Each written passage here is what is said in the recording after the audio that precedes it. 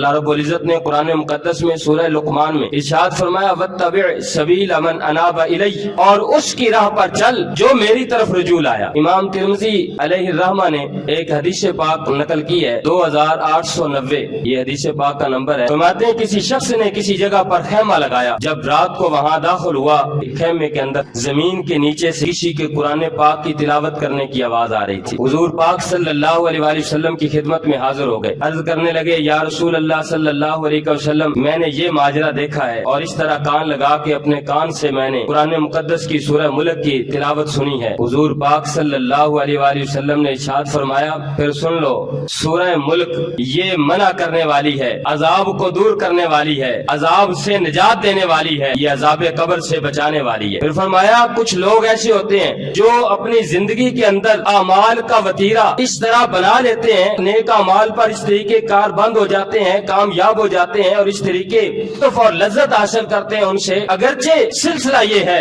نظام یہ ہے کہ جب کوئی شخص دنیا سے چلا جاتا ہے، فوت ہو جاتا ہے، عالم برزخ میں چلا جاتا ہے، اعمال کا سلسلہ ختم ہو جاتا ہے اور ان کی جزا اور سزا کا سلسلہ شروع ہو جاتا ہے۔ فرمایا لیکن ایسے کچھ لوگ ہوتے ہیں جو محنت کرتے ہیں اور اعمال سے محبت کرتے ہیں، ان کو ان سے لطف اور لذت ملتی ہے تو وہ ان پر پکے ہو جاتے ہیں، اپنی زندگی کا معمول بنا لیتے ہیں۔ فرمایا ان کی لذت اور ان کے لطف کو